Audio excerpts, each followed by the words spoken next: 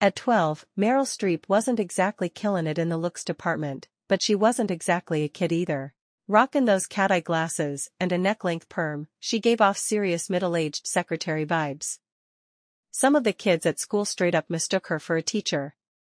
But all that changed when she grabbed the mic at the school Christmas concert and belted out a solo of Oh Holy Night in French.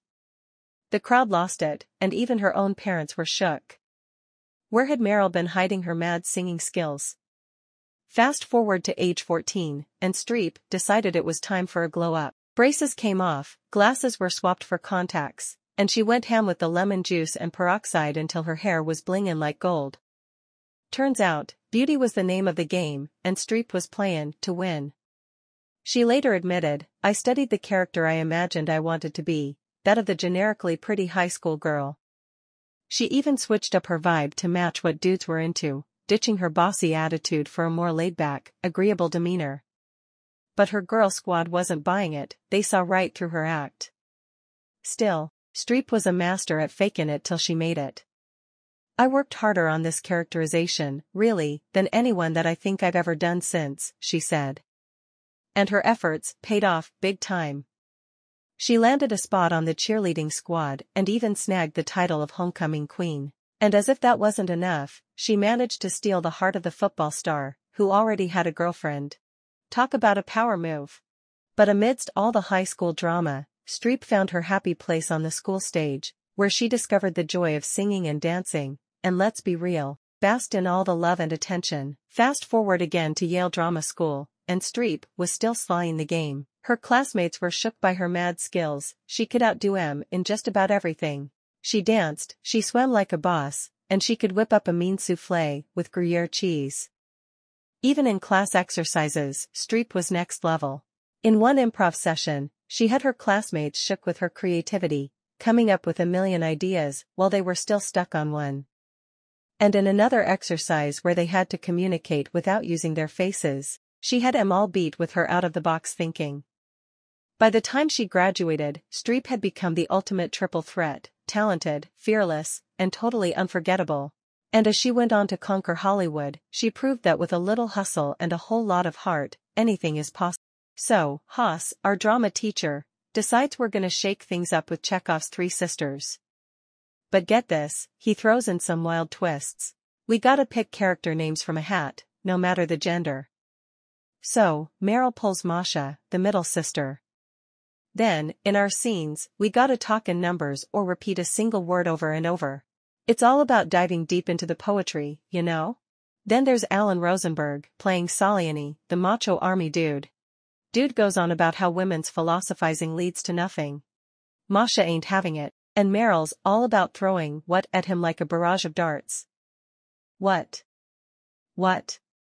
What? It's like 30 times, man.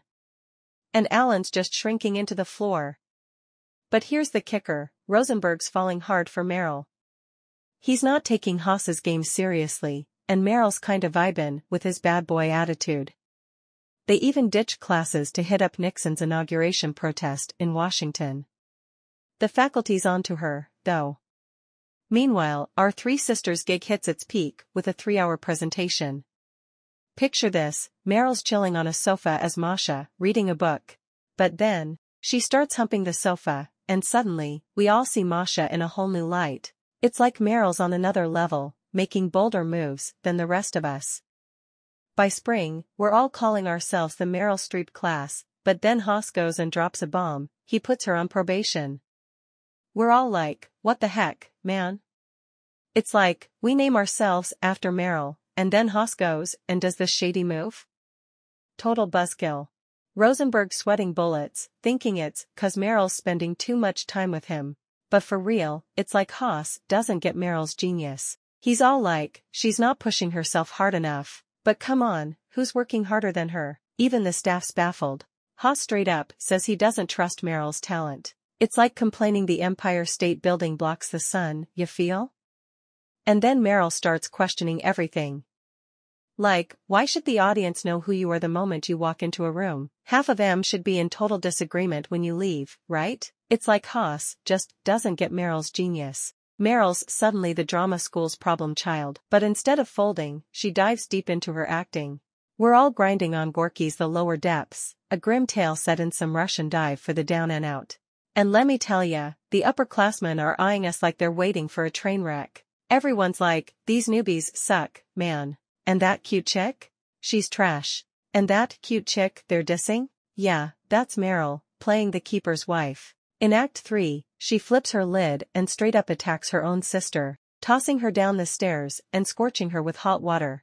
But get this, despite the blood and drama, folks in the lobby are still swooning over her, calling her charming. I knew this girl was gonna be huge, says Michael Feingold, one of the Yale bigwigs. I mean, if you can pull off that kinda crazy and still have em eating out of your hand, you've got serious magic. Thankfully, things take a turn in spring. Haas jets off to direct some Brecht play, and we're left with Alan Miller, a no-nonsense Brooklyn dude. Unlike Haas, who's all about the books, Miller's street smart. He's in it for the raw emotion, not the fancy talk. Miller's got a rep for being blunt, and he ain't about sugarcoating nothin'. Plus, he's fresh outta an 18-year marriage. So, one day, he hits Meryl with a curveball and asks her out. Friday night, show at the Yale representative wanna roll? She was totally weirded out and turned him down, Rosenberg spills. She says she's got plans with her dude back in NYC. So, Miller shifts gears and asks out Meryl's pal Laura Zucker, who's down for it. As the term rolls on, it's clear Miller's got a soft spot for Zucker and a hard edge for Meryl. No doubt, the girl's got talent, Miller admits, but she's got ice in her veins, too.